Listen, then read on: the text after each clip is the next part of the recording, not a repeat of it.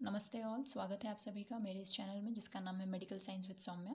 पिछले वीडियो में हमने देखा था कैसे हम ग्लूकोज को एस्टिमेट करते हैं हमारे सीरम के अंदर with the help of GOD POD method. उसमें हमने ये डिस्कस किया था कि related to GOD POD method कौन कौन से केसेस आएंगे, किस तरह से आपको उसको डायग्नोज करना है और आपको जीओडी पीओडी मेथड से आपको उसको एस्टिमेट करना है कि सीरम में कितना ग्लूकोज है। इसके अलावा हमने बात करी थी कुछ वाइवा क्वेश्चंस की related to GOD POD method. आज की इस वीडियो में हम बात करेंगे कैसे कि हम सीरम में प्रोटीन लेवल्स को एस्टिमेट कर सकते हैं, कौन सा मेथड होता है जिससे हम protein levels, total proteins basically हम एस्टिमेट करेंगे। साथ ही हम बात करेंगे एट द एंड कुछ वाइवा क्वेश्चंस जो कि काफ़ी इंपॉर्टेंट होंगे ताकि कि आपके कॉन्सेप्ट्स काफ़ी ज़्यादा स्ट्रांगली बिल्ड हो जाए। तो मुझे ऐसा लगता है कि शुरू करते हैं हमारे केस डिस्कशन के साथ। तो आज का जो हमारा केस है, तो केस जो है, मुझे ऐसा लगता है केस के पहले मैं आपको एक और बात बता दूं। पिछले वीडियो में हमने डिस्कस किया था ग्लूकोज के बारे में, वहाँ पे मैंने आपको कुछ वाइवा क्वेश्चंस बताए थे। उसमें से एक दो क्वेश्चंस मैं आज आपको और एक क्लियर कर देना चाहती हूँ। एक क्वेश्चन होता है difference between glucosuria and glycosuria. काफ़ी फेमस क्वेश्चन है, ठीक है। तो इन दोनों का डिफरेंस क्या है? एक्चुअली डिफरेंस ये होता है कि हमें पता है कि रीनल थ्रेशोल्ड फॉर ग्लूकोज, मतलब रीनल थ्रेशोल्ड का मतलब क्या होता है कि भाई मिनिमम कितना अमाउंट ऑफ ग्लूकोज सीरम में होना चाहिए, और उससे ज़्यादा जैसे ही होगा अमाउंट ऑफ ग्लूकोज सीरम में, तुरंत क्या होगा, किडनी जो है ग्लूकोज को रीअब्जॉर्ब या फिर रीअब्जॉर्प्शन नहीं कर पाएगी वो, एंड क्या होगा, यूरिन में आपके ग्लूकोज आना शुरू हो जाएगा। तो जो रीनल थ्रेशोल्ड होता है ग्लूकोज के लिए वो होता है 180 मिलीग्राम्स पर डेसीलीटर होता है। अब 180 milligrams per decilitre for suppose normally क्या होता है व्हेन सीरम ग्लूकोज लेवल्स जो हैं वो more than 180 milligrams per decilitre जाते हैं, ठीक है। And then they start appearing in urine. तो ऐसे केस को हम क्या कहेंगे, ग्लूकोज यूरिया कहेंगे। क्या कहेंगे? ग्लूकोज यूरिया कहेंगे। दैट मीन्स कि ग्लूकोज किस में है, आपकी यूरिन में ग्लूकोज आ रहा है। कंडीशन क्या है कि सीरम में ग्लूकोज लेवल्स जो होती हैं वो 180 मिलीग्राम पर डेसीलीटर से ज़्यादा होनी चाहिए, मतलब रीनल थ्रेशोल्ड से ज़्यादा होनी चाहिए। सेकंड मैंने कहा ग्लाइकोज यूरिया क्या होता है, इज़ अ कंडीशन व्हेन क्या होगा, जब blood glucose level is less than 180 milligrams per decilitre, ठीक है। ब्लड में ग्लूकोज लेवल जो है वो 180 मिलीग्राम्स पर डेसीलीटर से अभी कम है। स्टिल क्या हो रहा है, still glucose appears in your urine, ठीक है। रीज़न क्या होगा इसका, या फिर हम बोल सकते हैं कि कॉज क्या हो सकता है इसका? कॉज हो सकता है डिक्रीज्ड रीनल थ्रेशोल्ड। ऐसे केस में क्या हो गया कि रीनल थ्रेशोल्ड ही कम हो चुका था, कम हो गया है, 180 से कम हो गया होगा, तभी तो जब सीरम में 180 मिलीग्राम पर डेसीलीटर से कम है ग्लूकोज लेवल, तभी भी यूरिन में आपको ग्लूकोज दिख रहा है। तो इसका कॉज यही है कि रीनल थ्रेशोल्ड कम हो गया है due to some or the other disease. तो this is the difference between glycosuria and कोई पूछे ग्लूकोज यूरिया। तो ये सिंपल सा डिफरेंस है, दोनों में क्या निकलने वाला है, यूरिन में ग्लूकोज ही आने वाला है, ठीक है।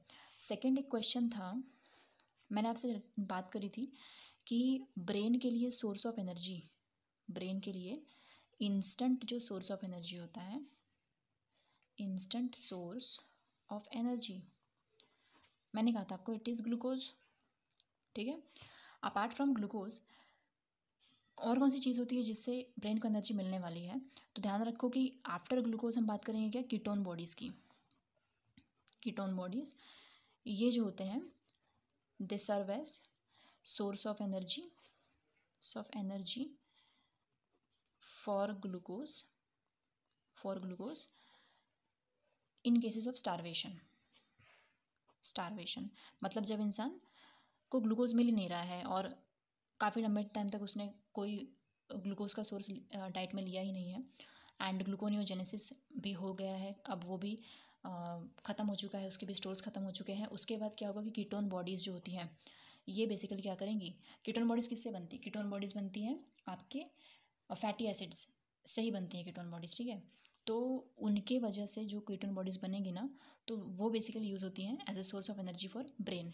नोट करने वाली बात यहाँ पर ये रहेगी that fatty acids never used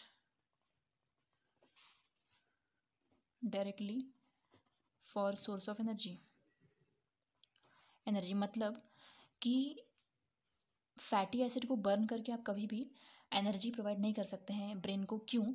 इसका रीज़न ये है कि फैटी एसिड्स जो होते हैं, फैटी एसिड्स इन प्लाज्मा जो होते हैं ना, they are bound to albumin, ठीक है। प्लाज्मा के अंदर फैटी एसिड जो होते हैं वो एल्ब्यूमिन से बाउंड रहते हैं और ट्रांसपोर्ट हो रहे होते हैं। तो these can not cross blood brain barrier. तो अगर क्रॉस ही नहीं करेंगे तो जाकर के उनका एंट्री ही नहीं हुआ अगर ब्रेन में, तो वो कैसे फिर ऑक्सीडाइज होकर के वो एनर्जी प्रोवाइड करेंगे ब्रेन को, है ना। तो ऑलवेज रिमेंबर कि फैटी एसिड्स जो होते हैं वो कभी भी इस्तेमाल नहीं होंगे।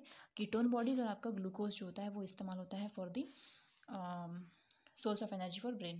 तो ये 2 क्वेश्चंस थे जो उस वीडियो में मेरे दिमाग से निकल गया था, तो मैंने आपको ये 2 क्वेश्चंस क्लियर कर दिए हैं। अब चलिए हम आते हैं हमारे आज के टॉपिक पर। आज का जो टॉपिक है वो है discussion of a case.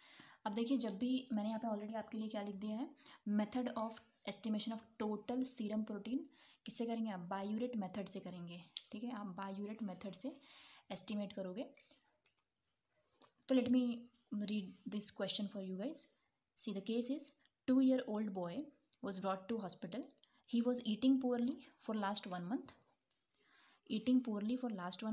Had intermittent diarrhea, ठीक है, intermittent diarrhea था. Become irritable, apathetic. On examination he was underweight for height and small for age. He was pale था, weak, skin was flaky, hair was brittle, abdomen was distended, liver was moderately enlarged था उसका. Generalized edema क्या था यहाँ पर, generalised oedema था यहाँ पर, जनरलाइज्ड इडीमा था. All these were present. Lab test जब हमने देखा तो हीमोग्लोबिन लेवल्स काफ़ी कम थे उसके, और एल्ब्यूमिन का जो लेवल था वो दिया हुआ है, वो भी ये जो वैल्यू है, अभी तो आपको नॉर्मल वैल्यू पता नहीं है, बट इस वीडियो में मैं आपको नॉर्मल वैल्यू बताऊंगी एल्ब्यूमिन का. तो दिस इज़ द वैल्यू जो कि डिक्रीज्ड एल्ब्यूमिन का वैल्यू है ये. तो ठीक है, तो सबसे पहले क्या करना है हमें, सबसे पहले हमें जानना है कि हम कौन कौन से ऐसे फीचर्स यहाँ पर सिम्टम्स हैं जो कि एकदम क्लिक हो जाना चाहिए हमारे दिमाग में कि ये जो केस है वो प्रोटीन से रिलेटेड है, एंड दैट टू कि प्रोटीन डेफिशिएंसी वाला केस है यहाँ पर, ठीक है. तो पहली बात तो अगर आप सपोज यहाँ पर ये जो दिया हुआ है ना, इंटरमिटेंट डायरिया हो रहा है, इरिटेबल, अंडरवेट है, वीक, पेल, स्किन फ्लेकी, हेयर ब्रिटल हो गया, एब्डोमेन एक डिस्टेंडेड हो गया, दूसरा इडीमा होना, और तीसरा यहाँ पर ये क्लू आ जाता है एल्ब्यूमिन के levels which is a protein, haemoglobin भी कम है. तो यहाँ पर जो हमारा डायग्नोसिस आएगा वो ये आ जाएगा कि it is a protein deficiency. Protein deficiency है.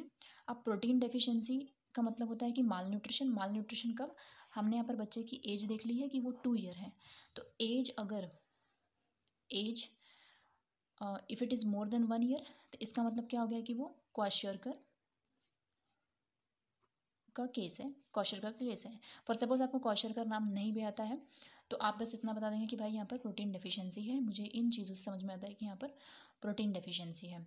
तो हमने डायग्नोस कर लिया. अब हम क्या करेंगे, अब हम जैसे ही डायग्नोस कर लिया, अब हमें समझ में आएगा कि भाई मुझे क्या करना है, मुझे बायोरेट मेथड इस्तेमाल करना है, और इससे मैं मेरा पूरा प्रोसीजर एस्टिमेशन का करूँगी. बायोरेट मेथड आपको काफ़ी आसानी से याद हो जाएगी, समझ जाएगी, जैसे जैसे आप अपने प्रैक्टिकल्स क्लासेस में इसके थ्रू मतलब आप इसको पढ़ेंगे तब.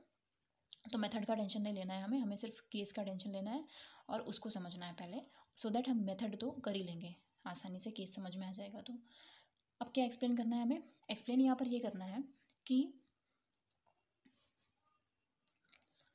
पुअर ईटिंग था, मतलब वो बच्चा प्रॉपरली खा नहीं रहा था. इंटरमिटेंट डायरिया हो रहा है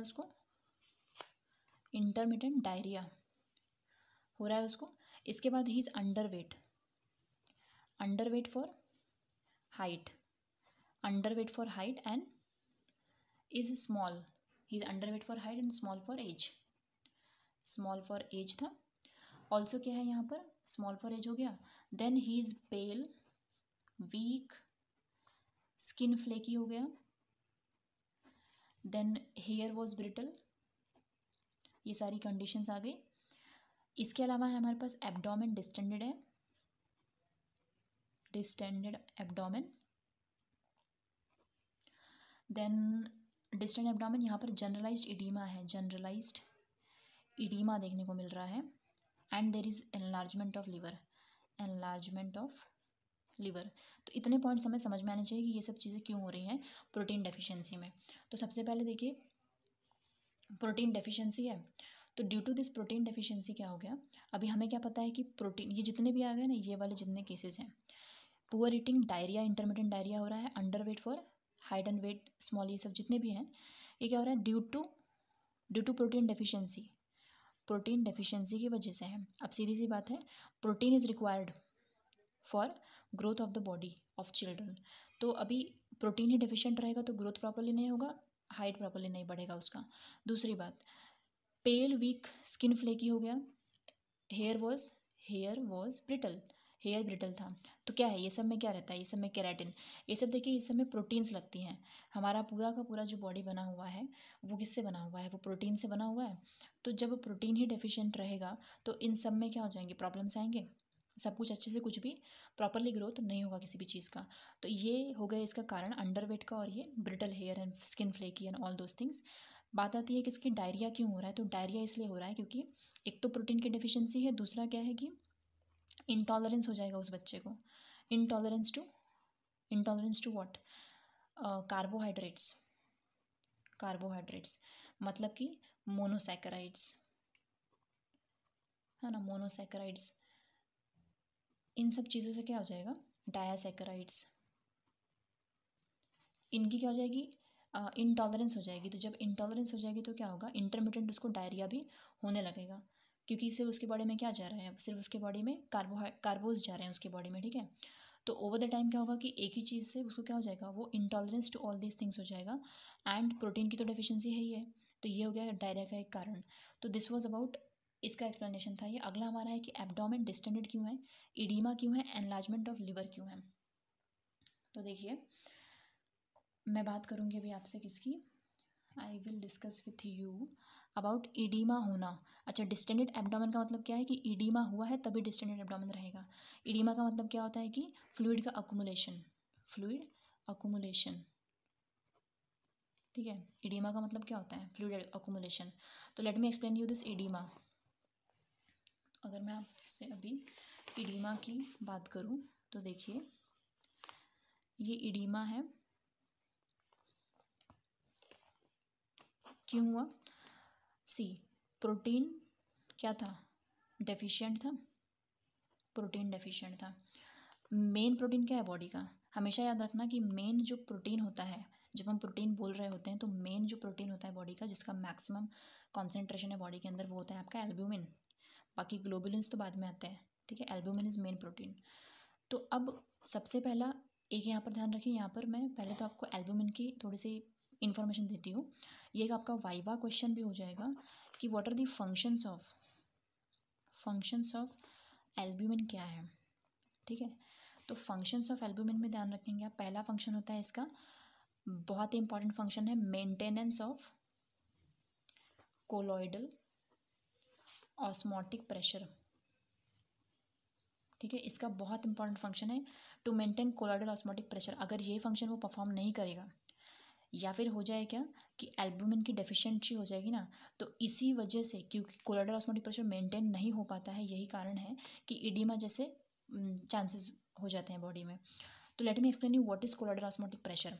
अभी बहुत सारे लोगों को कन्फ्यूजन होगा कि भाई ऑस्मोटिक प्रेशर क्या है, ऑस्मोटिक प्रेशर क्या होता है, और colloidal osmotic pressure, osmotic pressure क्या होता है। तो सी, ऑस्मोटिक प्रेशर क्या है, osmotic pressure is nothing but कि minimum pressure applied to prevent flow of solvent towards water or pure solvent. मतलब क्या, सॉल्वेंट किस में रहेगा? फॉर सपोज आपके पास एक सॉल्यूशन था, दिस इज़ योर सॉल्यूशन में कुछ सॉल्यूट्स होंगे और कुछ क्या होगा, सॉल्वेंट होगा। तो और यहाँ पर हमारे पास क्या है, यहाँ पर हमारे पास प्योर सॉल्वेंट है। प्योर सॉल्वेंट होने का मतलब क्या है कि there is no solute over here. तो टेंडेंसी यही होती है कि भाई, तो टेंडेंसी क्या होती है, टेंडेंसी ये होती है कि यहाँ का जो सॉल्यूट है जिसकी अमाउंट कम है वो अपने हायर अमाउंट की तरफ मूव करने की कोशिश करेगा। ये होता है सिंपल सा ऑस्मोटिक प्रेशर। अब ऑस्मोटिक प्रेशर क्या लगाना है हमें, इसको स्टॉप करना है कि ये फ्लो यहाँ पर ना करे। अब यहाँ पर बात करते हैं कोलॉइडल ऑस्मोटिक प्रेशर की। तो ध्यान रखिए, कोलॉइडल ऑस्मोटिक प्रेशर को ही हम क्या कहते हैं, ऑन्कोटिक प्रेशर। तो कभी अगर क्वेश्चन आए कोलॉइडल ऑस्मोटिक प्रेशर या फिर ऑन्कोटिक प्रेशर, तो बात एक ही होता है। तो इसका मतलब क्या होता है, it is osmotic pressure applied by large molecules क्या, तो मोर स्पेसिफिक अगर मैं बात करूँ तो इट इज़ प्रोटीन्स। और उसमें भी कौन सा प्रोटीन, उसमें भी आपका एल्ब्यूमिन। ठीक है, तो आप सिंपली बोल सकते हैं कि osmotic pressure applied by albumin to prevent escape of fluid from capillaries या फिर वेसल्स। ठीक है, this is called as colloidal osmotic pressure. तो ये क्या करती है, जब कभी अमाउंट ऑफ प्रोटीन्स जो रहेंगे वो कैपिलरी के अंदर अगर नॉर्मल रहेंगे तो क्या करेंगे, वो अपनी तरफ फ्लूइड को अट्रैक्ट करते हैं।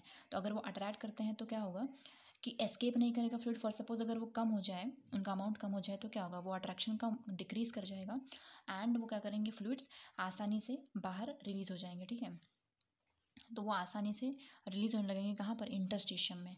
तो अगर मान लो ये आपकी क्या थी, कैपिलरीज थी, ये हमारा कैपिलरी, ये आर्टेरियल एंड हो गया, ये वीनस एंड हो गया। तो ये अगर कैपिलरीज है ना आपकी, तो यहाँ पर क्या रहेंगी, यहाँ पर आपकी हर जगह एल्ब्यूमिन बैठा हुआ है। अभी क्या कर रहा है, अभी ये कोलॉइडल ऑस्मोटिक प्रेशर लगा रहा है, जिसकी वजह से यहाँ पर जो इंटरस्टिशियम है ना, उसका फ्लूइड ही अपनी तरफ अट्रैक्शन है। इसका मतलब क्या, फोर्स अंदर की तरफ लग रहा है। ये जो वेसल्स के अंदर जो फ्लूइड है ना, वो टूवर्ड्स प्रोटीन की तरफ रहेंगी, तो क्या करेंगी, देयर इज़ नो एस्केप। लेकिन अगर जैसे ही अगर प्रोटीन का लेवल डिक्रीज कर जाए तो क्या होगा, ये आर्टेरियल एंड था आपका और ये हो गया वीनस एंड। अभी क्या होगा, क्योंकि प्रोटीन्स हो गई काफ़ी कम, तो अब क्या होगा कि अट्रैक्शन ऑफ वाटर मॉलिक्यूल कम होगा, जिसकी वजह से टेंडेंसी यही होगी कि वाटर जो रहेगा या फिर फ्लूइड जो रहेगा वो इंटरस्टिशियम में जाने की कोशिश करेगा। तो जब इंटरस्टिशियम में जाएगा तो क्या होगा, accumulation of fluid accumulation in interstitium हुआ। तो इसी को क्या कहते हैं, इससे क्या हो जाएगा, जब फ्लूइड अकुमुलेट करेगा तो देयर विल बी डिस्टेंशन होगा। अब डिस्टेंशन को क्या करेंगे, एडिमा हो जाएगा, एडिमा कह देंगे इसी को हम। तो this is basically the mechanism. ये बहुत ही इंपॉर्टेंट फंक्शन हो गया आपका एल्ब्यूमिन का। तो हमने अभी यहाँ पर एक ही फंक्शन की बात करी है, maintenance of colloidal osmotic pressure, और कैसे अगर वो कम हो जाएगा तो कैसे हमारा एडिमा होता है, हमने वो भी बेसिकली मैंने आपको एक्सप्लेन कर दिया है। अगला जो फंक्शन है वो अगर मैं बताऊँ आपको, तो देखिए सेकेंड फंक्शन की अगर मैं बात करूँ, यहाँ पर देखिए सेकेंड फंक्शन ऑफ प्रोटीन का या फिर एल्ब्यूमिन का दूसरा फंक्शन क्या होता है, ट्रांसपोर्ट फंक्शन होता है इसका। ट्रांसपोर्ट फंक्शन मतलब क्या, जैसे जैसे आप बायोकेमिस्ट्री पढ़ेंगे ना आपके through out first year MBBS में, तो आपको समझ में आएगा कि एल्ब्यूमिन जो होता है, albumin is required for the transport of bilirubin. कौन सा बिलिरुबिन, अनकॉन्जुगेटेड बिलिरुबिन जो हमारे बॉडी में बनता है, उसके ट्रांसपोर्ट के लिए कहाँ पर, ये एल्ब्यूमिन और बिलिरुबिन का कॉम्प्लेक्स जो रहता है ना, वो कहाँ जाता है, लीवर के अंदर जाता है। तो लीवर के अंदर जाने के लिए बिलिरुबिन को अगर लीवर में जाना है तो उसको क्या करना पड़ेगा, एल्ब्यूमिन से जुड़ना पड़ेगा, तभी वो लीवर में जा सकता है। तो ये पहला फंक्शन हो गया। दूसरा, एल्ब्यूमिन जो होता है वो थायरोक्सिन हार्मोन को क्या करता है, कॉम्प्लेक्स बना करके उसका बेसिकली वो ट्रांसपोर्ट करवा रहा होता है थ्रू आउट द हमारे सर्कुलेशन में। ठीक है, अपार्ट फ्रॉम दिस कुछ मेटल्स का भी ये ट्रांसपोर्ट करवाता है। ठीक है, कुछ मेटल्स का भी ये ट्रांसपोर्ट करवाएगा। ये दूसरा फंक्शन हुआ। तीसरा फंक्शन देखिए क्या है आपका, buffering action. Buffering action of albumin. अब देखो बहुत ही ध्यान से इसको आपको सुनना है कि कोई भी प्रोटीन हो उसका बफरिंग एक्शन हमेशा रहता है, ठीक है। तो प्रोटीन्स जो होते हैं, all proteins they have a buffering action. All proteins show buffering action. Buffering मतलब पता है ना आपको, बफर क्या होता है कि पीएच को मेंटेन करना है, ठीक है। पीएच को मेंटेन करना वही हो जाता है बफरिंग एक्शन, पीएच चेंज नहीं करना है। तो ये इनका काम होता है कि ये बफरिंग एक्शन शो करते हैं सारे के सारे प्रोटीन्स। लेकिन मैक्सिमम बफरिंग कैपेसिटी किसके पास है? ऑब्वियसली एल्बुमिन के पास रहेगा। क्यों? क्योंकि पहला तो इसका रीज़न क्या हो गया, इसका रीज़न ये हो गया पहला कि amount of concentration of albumin ये क्या है, हाई है। और सेकंड जो इसका मेन इंपॉर्टेंट ये है कि एल्बुमिन हैज़ 16 हिस्टिडीन रेसिड्यू, ठीक है। इसके स्ट्रक्चर में इसके पास 16 हिस्टिडीन रेसिड्यू है। तो ये जो हिस्टिडीन रेसिड्यूज होते हैं ना, they basically contribute to buffering action. तो ये जो हिस्टिडीन रेसिड्यूज होते हैं वो एल्ब्यूमिन की बफरिंग एक्शन को कंट्रीब्यूट कर रहे हैं। तो ये हमने बफर का पढ़ लिया। अगला जिसका फंक्शन है वो है न्यूट्रिशनल फंक्शन। क्या फंक्शन है? न्यूट्रिशनल फंक्शन है। तो जो फोर्थ इसका फंक्शन है, फोर्थ फंक्शन ऑफ प्रोटीन, या फिर हम बोल सकते हैं, अच्छा कोई भी आपको पूछे एल्ब्यूमिन के फंक्शन बताओ या फिर प्रोटीन के फंक्शन बताओ, कंफ्यूज नहीं होना है, बताना आपको यही 4 पॉइंट ही है। तो फोर्थ फंक्शन क्या रहेगा? फोर्थ फंक्शन रहेगा न्यूट्रिशनल फंक्शन। न्यूट्रिशनल फंक्शन में क्या है? कभी आपने एग एल्ब्यूमिन सुना है? It is a complete protein होता है ये। तो एग के अंदर जो एल्ब्यूमिन बैठा हुआ है वो एक कंप्लीट प्रोटीन है, मतलब will provide all essential amino acids. तो ये एल्ब्यूमिन जो है या फिर प्रोटीन्स जो होते हैं ना, वो एक न्यूट्रिशनल फंक्शन भी होता है उनका। तो ये आपको हमेशा याद रखना है। तो this were all functions of albumin देख लिया हमने क्या देखा इसके अलावा? फंक्शंस देख लिया। फिर हमने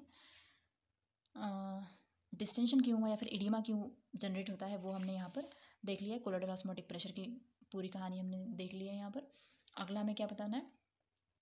अगला हमें बताना है कि वाई हमारा जो लीवर था वो थोड़ा सा मॉडरेटली क्या था, एनलार्ज था, ठीक है।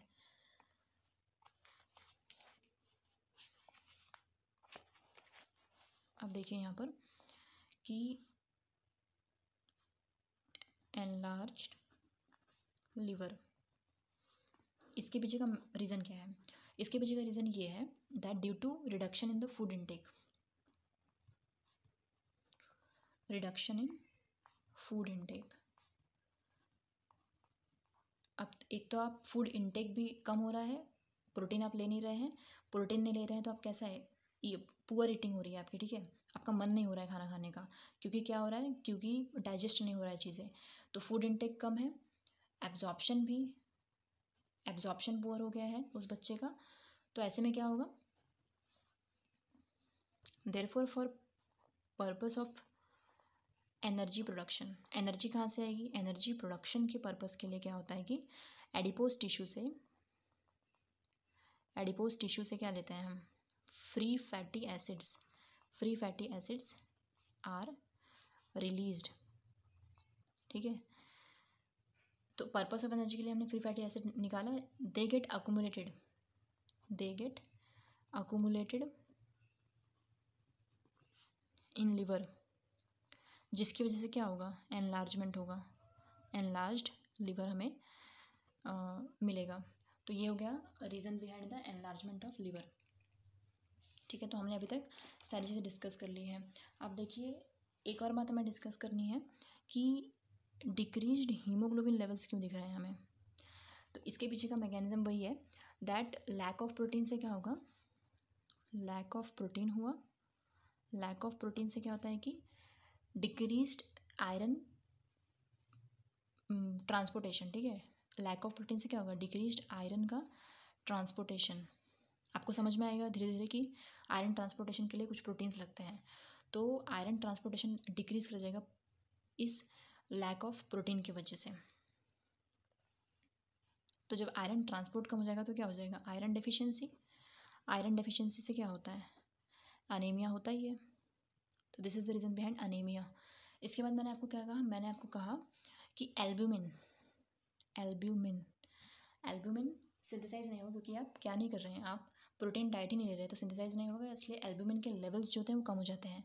नॉर्मल लेवल्स ऑफ एल्ब्यूमिन क्या है, 6 to 8 ग्राम्स पर डेसीलीटर।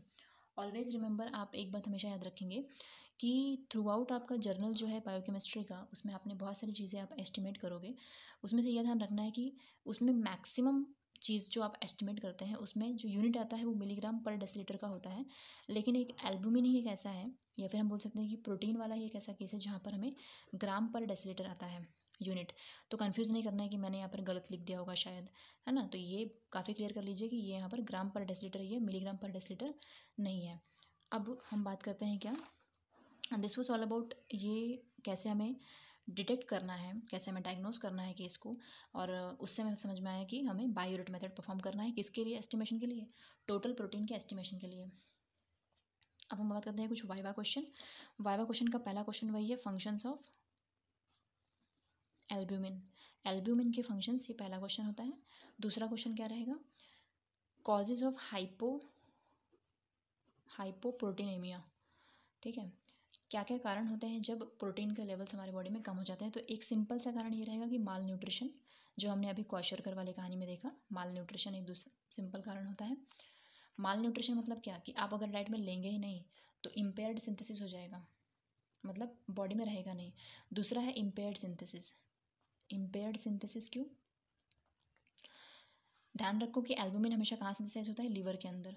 तो इम्पेयर्ड सिंथेसिस ऑफ एल्ब्यूमिन कब होगा, जब कभी कोई लीवर का डिजीज़ होगा, लीवर डिजीज़ होगा तो क्या होगा, इम्पेयर्ड सिंथेसिस ऑफ एल्ब्यूमिन, जिसकी वजह से उसका कॉन्सेंट्रेशन क्या हो जाएगा, बॉडी में कम हो जाएगा।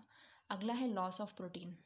तो अगला क्या है, लॉस ऑफ प्रोटीन होता है। लॉस ऑफ प्रोटीन क्यों होगा, नेफ्रोटिक सिंड्रोम की वजह से होता है।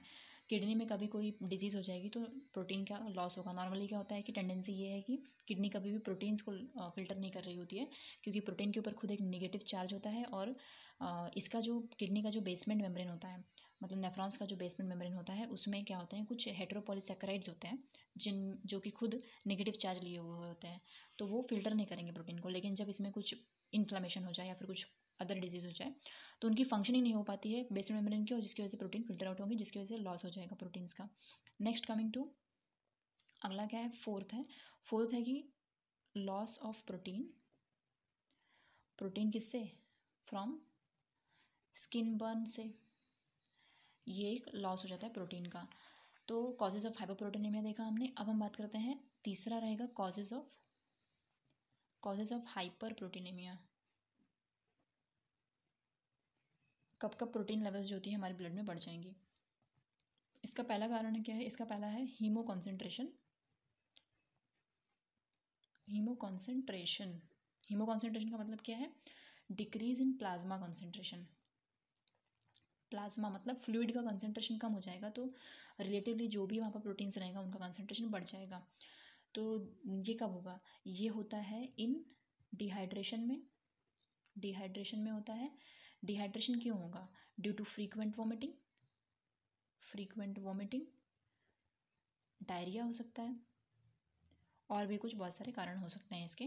तो आपको बस इतना याद रखना है कि हीमो कॉन्सेंट्रेशन से हाइपरप्रोटीनेमिया होता है। अगला अगर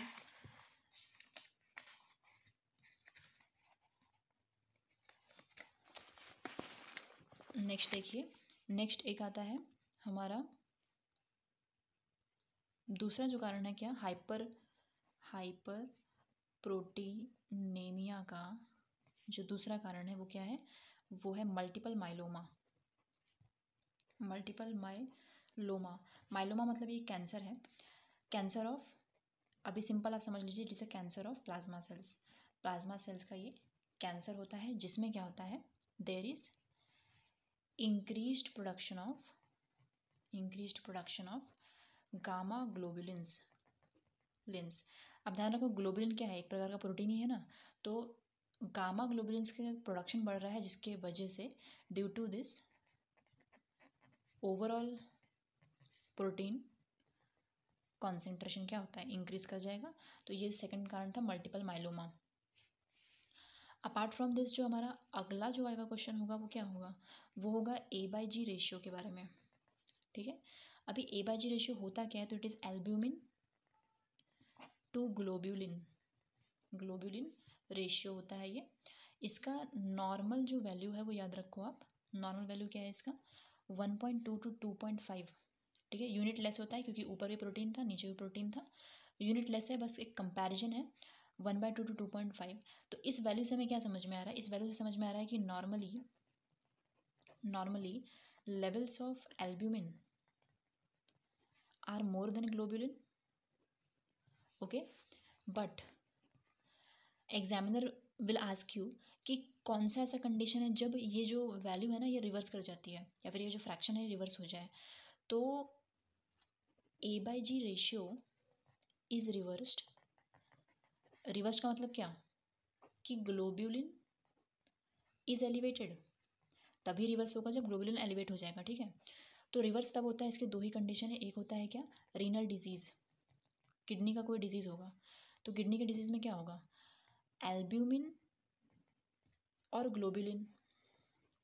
देखिए होता क्या है, अब मैंने आपको थोड़ी देर पहले बताया कि जैसे ही किडनी का डिजीज़ होता है तो प्रोटीन फिल्टर आउट होना शुरू हो जाते हैं। यहाँ पर भी एल्ब्यूमिन भी फिल्टर आउट होना चाहिए, ग्लोब्यूलिन भी होना चाहिए फिल्टर आउट। लेकिन होता ये है कि कंपैरेटिवली एल्ब्यूमिन जो है इसका फिल्टरेशन ज़्यादा होता है। क्यों? क्योंकि size of albumin is smaller than globulin, जिसकी वजह से एल्ब्यूमिन ज़्यादा लॉस होंगे और ग्लोब्यूलिन्स जो होता है ना लॉस इज़ लेस, इनका लॉस जो होता है वो कम होता है, ठीक है। तो जिसकी वजह से क्या होता है कि ग्लोब्यूलिन देयरफॉर ग्लोब्यूलिन इंक्रीज कर जाती है in comparison to albumin, and this is the reason कि वहाँ पर हमारा A by G ratio reverse हो जाएगा। सेकंड केस जो है हमारा वो है लिवर डिजीज़। लिवर डिजीज़ में क्या होगा decrease synthesis of albumin, albumin जब सिंथेसाइज ही कम होगा तो ए बाई जी रेशियो क्या होगा रिवर्स हो जाएगा, ओके। तो इससे क्या हो जाएगा ए बाई जी रेशियो रिवर्स हो जाएगा। तो दिस वाज ऑल अबाउट कि ए बाई जी रेशियो क्या होता है, कौन से दो ऐसे कंडीशन है जहाँ पर ए बाई जी रेशियो रिवर्स हो रहा है। रिवर्स होने का मतलब क्या, आपको एग्जामिनर कंफ्यूज करेगा कि ए बाई जी रेशियो कभी इंक्रीज होता है क्या कि कभी डिक्रीज होता है। तो आपको ये सब नहीं बताना है, आपको क्या बताना है, आपको बताना है ए बाई जी रेशियो रिवर्स होता है। रिवर्स होने का मतलब क्या है कि ग्लोबुलिन लेवल्स वहाँ पे एलिवेट कर जाते हैं। तो और नॉर्मली क्या होता है कि एल्ब्यूमिन बड़ा ज़्यादा होना चाहिए, उसके कारण ये होते हैं, ठीक है। तो इसमें कभी भी कंफ्यूज नहीं करना है। तो this was all about protein के बारे में पूरी की पूरी जो भी क्वेश्चंस थे, जो भी इसमें पूरा जो स्टोरी था वो मैंने सब आपको समझा दिया है। होपफुली आपको इसमें काफ़ी ज़्यादा हेल्प हो जाएगी। एक ध्यान रखिए बात, नोट करो यहाँ पर एक बात कि हमने अभी क्या देखा, हमने देखा बायोरेट मेथड। बायोरेट मेथड जो देखा हमने, it is for total proteins का एस्टिमेशन, ठीक है। आप अपने लैब में एक और मेथड पढ़ोगे ब्रोमोक्रिसॉल ग्रीन डाई मेथड। ये जो मेथड आप पढ़ोगे it is for total albumin levels. तो ये क्यों पढ़ रहे हैं आप, ये आप पढ़ते हैं क्योंकि जब आपको टोटल प्रोटीन्स पता रहेगा, टोटल एल्ब्यूमिन पता रहेगा, तो आप टोटल ग्लोबुलिन निकाल पाएंगे। एंड टोटल ग्लोबुलिन जब निकाल पाएंगे तो इससे आप ए बाई जी रेशियो निकाल पाएंगे। तो ये जो है ब्रोमोक्रिसॉल ग्रीन मेथड वो एल्ब्यूमिन लेवल्स को चेक करता है। नॉर्मली आपको परफॉर्म क्या करना है, आपको जो भी केस रहता है वो आपको टोटल प्रोटीन्स परफॉर्म करने के लिए ही आता है। बहुत कम ऐसा होगा कि आपको एल्ब्यूमिन लेवल्स को परफॉर्म एस्टिमेट करना है, ठीक है। बट आपको ये पता होना चाहिए कि ब्रोमोक्रिसॉल ग्रीन मेथड जो है वो एल्ब्यूमिन लेवल्स के लिए होता है। एंड क्यों हम इसको अलग अलग दो मेथड है, ताकि हम ग्लोबुलिन निकाल पाएँ, और ग्लोबुलिन जब निकाल पाएंगे तो हम ए बाई जी रेशियो निकाल पाएंगे। This is the simple thing यहाँ पर अंडरस्टैंड करने वाली, ओके। सो हो गया, इतना ही है आज के इस वीडियो में। अगला वीडियो जो हमारा आएगा वो रहेगा हमारा यूरिया के ऊपर रहेगा। तो आइए उस वीडियो में देखिए यूरिया कैसे हमें डिटेक्ट करना है, क्या केस रहेगा, वाइवा क्वेश्चंस क्या रहेंगे यूरिया के ऊपर, वो सारा मैं उसमें डिस्कस करूँगी। तब तक के लिए थैंक यू आप सभी का। बस हो गया।